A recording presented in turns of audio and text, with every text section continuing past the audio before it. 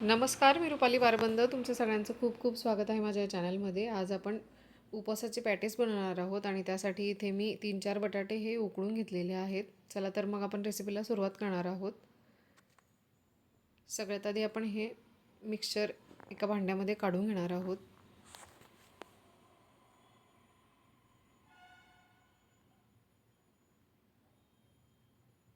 त्यामध्ये आपण ग्राइंड केलेले शेंगदाणे घालणार आहोत. शेंगदाण्याचं कूट हे मी यामध्ये घालून देते आणि जिरे घालणार आहोत आपण आणि ग्राइंड केलेल्या मिरच्या.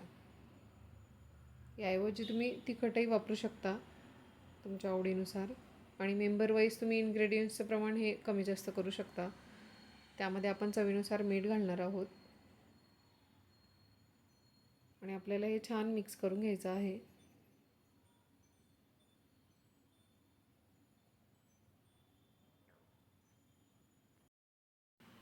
इथे मी केळीचे काप हे जिरं आणि मीठ घालून वाफवून घेतलेले आहेत. तुम्हाला आवडत असेल तर तुम्ही घालू शकता किंवा स्किपही करू शकता. आणि हे छान मिक्स करून घ्यायचं आहे आपल्याला. याचा छान डो तयार करून घ्यायचा आहे आणि याचे आपण पॅटीस बनवून घेणार आहोत. हे तुम्ही लहान मोठ्या आकारात बनवून घेऊ शकता.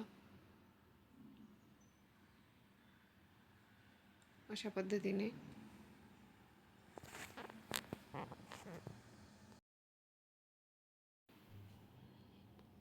आणि दुसऱ्या भांड्यामध्ये आपण भगरचं पीठ घालून देणार आहोत, वरईचं पीठ. आणि हे 1 वाटी घेतलेलं आहे मी. याऐवजी तुम्ही साबुदाण्याचं पीठ ते सुद्धा घेऊ शकता. चवीनुसार मीठ घालणार आहोत आपण आणि थोडं गरम पाणी करून घेतलेलं आहे मी. यामध्ये आपण घालणार आहोत म्हणजे पीठ हे छान फुलेल.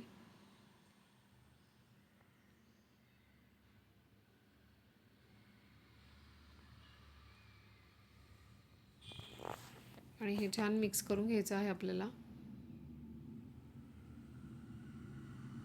आणि झाकून ठेवणार आहोत आपण 10 मिनिटांसाठी.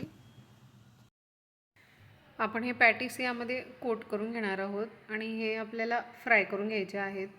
इथे मी डीप फ्राय करते, तुम्ही शॅलो फ्राय देखील करू शकता तुमच्या आवडीनुसार.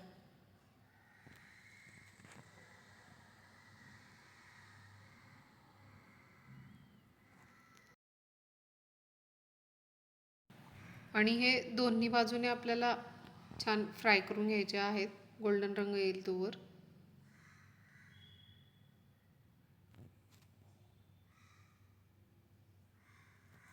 आणि हे फ्राय करून झालेले आहेत, तळून झालेले आहेत, आपण काढून घेणार आहोत.